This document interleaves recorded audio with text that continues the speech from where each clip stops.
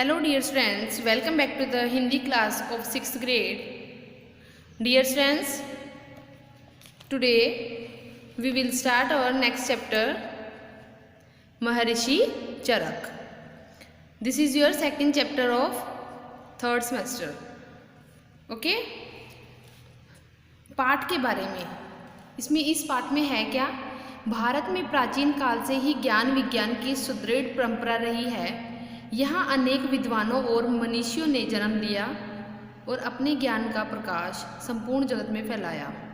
प्रस्तुत पाठ में हम आयुर्वेद के प्रणेता महर्षि चरक के बारे में जानेंगे। इसमें क्या है, महर्षि चरक के बारे में बताया है इस पाठ में। हमारे देश में ईस्वी सन की प्रथम शताब्दी में चरक नाम के एक प्रसिद्ध आयुर्विज्ञानी हुए हैं। उनकी पुस्तक का नाम है चरक संहिता। यह भारतीय चिकित्सा पद्धति का प्राचीनतम और श्रेष्ठ ग्रंथ माना जाता है। चरक अपने समय के सुयोग्य चिकित्सक माने जाते थे। दूर दूर से मेधावी छात्र आते और उनसे आयुर्विज्ञान का ज्ञान प्राप्त कर सुयोग्य चिकित्सक बनकर लौटते। चरक का शिष्य होने के कारण समाज में उनको विशेष सम्मान प्राप्त होता था। तो इसमें क्या बताया है, इसमें जो चरक नाम का एक प्रसिद्ध आयुर्विज्ञानी को हुआ है। आयुर्विज्ञानी क्या होता है? यह एक चिकित्सा पद्धति होती है। ओके, तो उनकी पुस्तक का क्या नाम था? चरक संहिता। ये उनकी पुस्तक थी। ये जो पुस्तक थी वो सबसे श्रेष्ठ ग्रंथ माना जाता है इस पूरी मतलब भारत की चिकित्सा पद्धति का। ठीक है, तो सभी जो मेधावी छात्र होते हैं, इंटेलिजेंट स्टूडेंट्स होते हैं, वो सारे के सारे वहाँ पर सीखने के लिए आते हैं और अच्छा चिकित्सक बनकर ही लौटते थे। चरक पहले चिकित्सक थे जिन्होंने पाचन, चयापचय और शरीर प्रतिरक्षा के बारे में दुनिया को बताया। उन्होंने बताया कि शरीर में पित्त, कफ और वायु के दोष के कारण ही बीमारियां उत्पन्न होती हैं। ये तीनों दोष जब तक शरीर में संतुलित रहते हैं तब तक व्यक्ति स्वस्थ रहता है, लेकिन जैसे ही इनका संतुलन बिगड़ जाता है व्यक्ति अस्वस्थ हो जाता है। इसलिए स्वस्थ रहने के लिए इन तीनों में संतुलन आवश्यक है। तो इन्होंने चरक ने क्या बताया, ये सबसे पहले चिकित्सक थे। ठीक है, इन्होंने बताया कि जो शरीर के अंदर पित्त होता है, कफ होता है और वायु, इन तीनों को बैलेंस करना जरूरी होता है। अगर इन तीनों में बैलेंस ना हो, मीन्स इनका संतुलन ना बन पाए, तो जो व्यक्ति है वो बीमार हो जाता है। अगर ये तीनों प्रॉपर तरीके से बैलेंस रहेंगे शरीर में तो जो व्यक्ति है वो बीमार नहीं पड़ेगा। इसलिए इन तीनों को अब बैलेंस ज़रूर है कि हमें इसको बना के रखना चाहिए। एक बार की बात है, महर्षि चरक अपने आश्रम में विचार मगन बैठे थे। तभी उनके 4 शिष्यों ने आकर उनके पैर छुए। चरक ने उन्हें आशीर्वाद दिया और बैठने के लिए संकेत किया। महर्षि की अनुभवी आंखें ताड़ गई कि वे कुछ पूछना चाहते हैं। ये चारों आश्रम के नए छात्र थे, अतः पूछने में संकोच कर रहे थे। जरा सोचिए, छात्र प्राय अध्यापक से कुछ पूछने में संकोच क्यों करते हैं? महर्षि ने प्यार भरे स्वर में पूछा, क्या बात है, तुम लोग क्या पूछना चाहते हो? उन्होंने क्या कि ये 4 आए थे, शिष्य आए थे, वो इनको महर्षि को लग रहा था कि ये चारों के 4 इनसे कुछ पूछना चाहते हैं। ठीक है, क्योंकि देखने से पता चल जाता है कि उनके मन में कुछ सवाल हैं और वो उनसे पूछना चाहते हैं। तो महर्षि ने उनको प्यार से बोला कि क्या बात है, तुम कुछ पूछना चाहते हो? चारों शिष्य कुछ स्कपकाए और एक दूसरे को पूछने का संकेत करने लगे। स्कपकाए क्या होता है? एक मीन्स लज्जित होना। ठीक है, और लज्जित होकर एक दूसरे को देखने लगे। चरक ने फिर कहा, देखो अध्यापक और चिकित्सक से कोई बात छुपाई नहीं जाती। मैं तो तुम्हारा आचार्य भी हूँ और चिकित्सक भी, अतः निसंकोच कहो। मीन्स उनको शर्म आ रही थी कि हम उनसे कैसे बात करें। तो उन्होंने क्या बोला कि चिकित्सक जो डॉक्टर होते हैं कि डॉक्टरों के सामने कोई शर्म नहीं करनी चाहिए। मैं तो तुम्हारा आचार्य भी हूँ और चिकित्सक भी, कि जो तुम्हें बात है तुम्हारे मन में वो तुम निसंकोच कह सकते हो। गुरुदेव, स्वस्थ व्यक्ति किसे कहेंगे? उत्साह में भरकर चारों एक साथ ही बोल पड़े। आचार्य के मुख पर मुस्कान की हल्की रेखा उभरी। फिर गंभीर स्वर में उन्होंने कहा, इस प्रश्न का उत्तर पहले स्वयं ज्ञात करो। तुम चारों अलग अलग दिशाओं में जाओ और लोगों से विचार विमर्श कर अपना अपना उत्तर मुझे बताओ।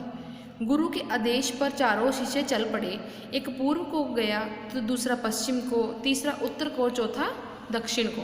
मीन्स उन्होंने कहा कि जो तुमने क्वेश्चन पूछा है पहले तुम खुद ही इसका आंसर फाइंड करो और फिर मेरे पास आना, चारों दिशाओं में जाओ, फिर मेरे को बताना कि तुम्हें क्या मालूम पड़ा है कि ये कैसे, कि कौन होता है, मीन्स स्वस्थ व्यक्ति हम किसको कहेंगे। पहला शिष्य संध्या के समय एक गांव की चौपाल पर पहुंचा। चौपाल जमी थी और उसमें बालक, युवा और वृद्ध सभी उपस्थित थे। उसने अपना परिचय मुखिया को दिया और लोगों से पूछा, भाइयों, आपकी दृष्टि में स्वस्थ व्यक्ति कौन है? चौपाल के लोगों ने एक स्वर से कहा, स्वस्थ व्यक्ति वही है जो कठोर परिश्रम करके अपनी जीविका चलाता है, काम करने से भूख लगती है, गहरी नींद आती है और कोई बीमार नहीं पड़ता। ठीक है, ये बताया जो संध्या के समय एक गाँव की चौपाल पर पहुंचा था, गाँव में गया था, उन्होंने वहाँ के गाँव के व्यक्तियों ने ये बताया। दूसरा शिष्य घूमता घामता एक नगर के चौक पर पहुंचा। चौक पर बड़ी भीड़ थी। भीड़ को संबोधित करते हुए उसने कहा, आपकी दृष्टि में स्वस्थ व्यक्ति कौन है? प्रश्न सुनकर भीड़ से अनेक स्वर उभरे। जो नियमित रूप से च्यवनप्राश का सेवन करता है वही स्वस्थ है। एक ने कहा। दूसरा बोला, जो मकर ध्वज का सेवन करता है वही स्वस्थ है। नहीं नहीं, जो व्यक्ति नियमित रूप से द्राक्षासव का सेवन करता है वही स्वस्थ है। एक और आवाज आई, जितने मुंह उतनी बातें, सभी किसी न किसी गुणकारी औषधि का नाम ले रहे थे। एक की यह भी कहते सुना गया, जो व्यक्ति किसी प्रकार की औषधि नहीं लेता वही स्वस्थ है। तीसरा शिष्य प्रातःकाल के समय एक जलाशय के पास पहुंचा। वहां बहुत से लोग स्नान कर रहे थे। जवान और किशोर तैर रहे थे और बालक वृद्ध पानी में डुबकियां लगा रहे थे। उसने सभी स्नानार्थियों का ध्यान आकर्षित करते हुए कहा, आप लोग स्वस्थ व्यक्ति किसे मानते हैं? सभी स्नानार्थियों ने कहा, जो व्यक्ति प्रतिदिन स्नान करता है वही स्वस्थ है। तट पर व्यायाम कर रहे लोगों ने कहा, नियमित व्यायाम करने वाले व्यक्ति स्वस्थ हैं। तभी तैरने वाले बोल पड़े, तैरना एक अच्छा व्यायाम है, हम लोग प्रतिदिन तैरते हैं और इसलिए स्वस्थ हैं। चौथा शिष्य घूमता जंगल में पहुंचा। कुछ दूर जाने पर उसे आदिवासियों का एक गांव मिला। उसने आदिवासियों से पूछा, स्वस्थ व्यक्ति कौन है? आदिवासियों ने एक स्वर में कहा, जो नगर की भीड़ भाड़ से दूर प्रकृति के स्वच्छ वातावरण में वास करता है तथा शुद्ध और प्राकृतिक भोजन करता है वही स्वस्थ व्यक्ति है। देखिए हम सब कितने स्वस्थ हैं। मीलों हिरण के पीछे दौड़ सकते हैं, देखते देखते पहाड़ों पर चढ़ उतर सकते हैं। हमें नगर के लोगों की तरह न कोई दवा खानी पड़ती है और न ही बुढ़ापे में हमें दूर की चीज़ देखने में कोई परेशानी होती है। तो अभी चारों अलग अलग जगह पर गए, सभी ने अपनी अपनी राय दी। चारों शिष्य अपने अपने विचारों के साथ अपने गुरु के पास पहुंचे। उन्होंने चरण स्पर्श कर बारी बारी से अपने अनुभव सुनाए और यह जिज्ञासा व्यक्त की कि वे किसको सही माने। जिज्ञासा मतलब उन्होंने जानने की इच्छा प्रकट की कि वो किसको सही माने। महर्षि चरक ने कहा, तो अब तुम किसे स्वस्थ मानते हो? गुरुदेव, कठोर परिश्रमी ही स्वस्थ रहता है। पहले ने कहा, मैंने अपनी आंखों से देखा कि लोग च्यवनप्राश, मकर ध्वज और स्वास्थ्यवर्धक औषधियों के सेवन से स्वस्थ रहते हैं। दूसरा बोला, गुरुदेव, मुझे तो लगता है कि नियमित व्यायाम करने वाले ही स्वस्थ रहते हैं। तीसरा बोला, प्राकृतिक जीवन की स्वास्थ्यकार है। शहर से दूर प्रकृति की गोद में रहने वाले ही स्वस्थ व्यक्ति हैं। चौथे शिष्य ने कहा। एक प्रश्न के 4 उत्तर सुनकर महर्षि चरक कुछ मुस्कुराए फिर कहने लगे, तुम लोग ठीक कहते हो, परंतु एक प्रश्न के 4 उत्तर कैसे हो सकते हैं? शिष्यों ने कहा, 4 नहीं, ये चारों बातें मिलकर तुम्हारे प्रश्न का उत्तर बन जाती हैं। स्वच्छ वातावरण में कठोर परिश्रम करके रोटी खाने वाला व्यक्ति निश्चय रूप से स्वस्थ होता है।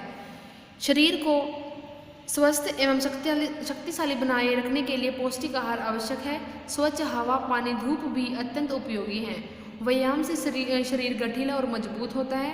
खेल कूद से मनोरंजन होता है और शरीर की स्फूर्ति बढ़ती है। यौगिक क्रियाओं को सही ढंग से करने से व्यक्ति स्वस्थ और दीर्घायु बनता है। तब औषधि सेवन स्वास्थ्य के लिए आवश्यक नहीं है। एक शिष्य ने क्या पूछा कि तब औषधि सेवन स्वास्थ्य के लिए आवश्यक नहीं है? चरक बोले, क्यों नहीं? जब कोई बीमार पड़ता है अथवा दुर्बल हो जाता है तो उसे औषधि सेवन करना चाहिए। अपनी बीमारी और दुर्बलता दूर करने के लिए वह औषधि का उपयोग करे, परंतु अपने पेट को औषधियों को भंडार न बनाए। औषधियों तो एक सीमा तक ही लोगों की सहायता कर सकती हैं। यह सुनकर चारों शिष्यों के चेहरे प्रसन्नता से चमक उठे। उन्हें अपने प्रश्न का उत्तर मिल गया था। तो उन्होंने क्या बताया, जो सभी चारों तरफ से जो भी उन्होंने आंसर मिले थे उन सारों को एक ही तरीके से उनको एक्सप्लेन कर दिया उन चारों के सामने कि ये सब कुछ ही हमारे जीवन के लिए आवश्यक होती हैं। ठीक है, तो ये था आपका महर्षि चरक का नाम का एक चैप्टर। ठीक है, अच्छे से सुनना। अगर आप एक बार अच्छे से लेसन को सुन पाओगे तो आपको क्या होगा कि जब आप क्वेश्चन आंसर बनाओगे तो आप खुद से भी बना सकते हो। तो it is very important to listen carefully. Okay students, thank you and have a nice day.